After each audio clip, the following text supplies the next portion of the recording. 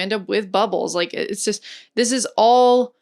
Yeah, the example that I heard somebody use, it might have been in G. Edward Griffin's Jekyll Island, but he said a coat boy or whatever, at a hotel, they take your hats and your coats, and you're supposed to, when you come back, have it there so you can take it home.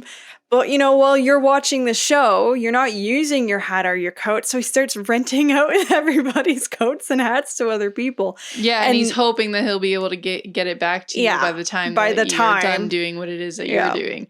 Yeah. And then it doesn't happen, and then boom. Well, yeah, and like that plays into the fact where it's like, what happens when you're running out of collateral? Like, you just don't have enough, because you're putting yourself purposely in debt because you want to earn big, right?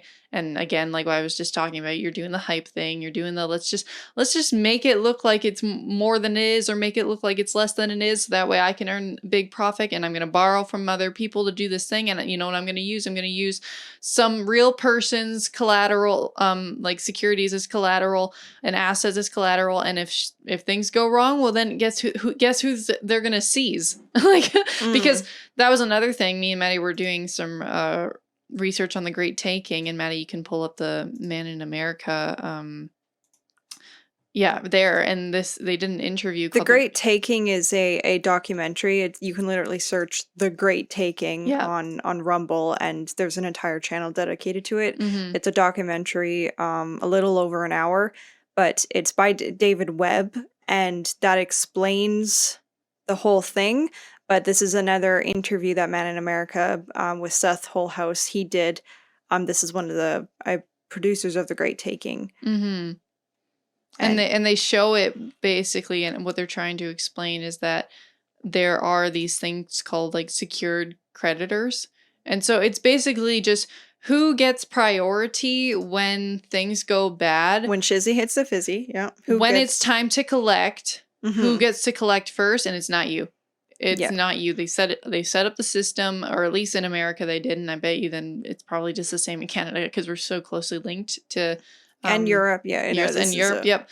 It's like they set it up where you look like you're entitled to this thing, but at the end of the day you are not. Yeah, we have the beneficiary entitlement, but the legal ownership is now with what it's called a custodian. So it's the person who helped you do the interaction. So it's whoever is in control of the thing.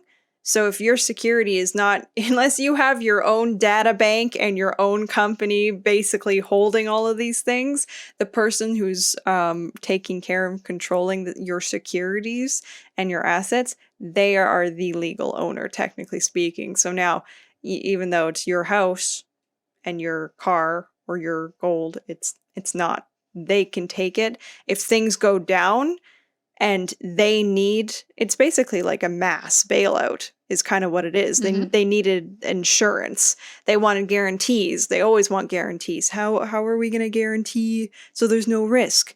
Well, now they've guaranteed themselves, so they will have no loss. So it's similar to the 2008 crisis, and now they're secured with all of our security.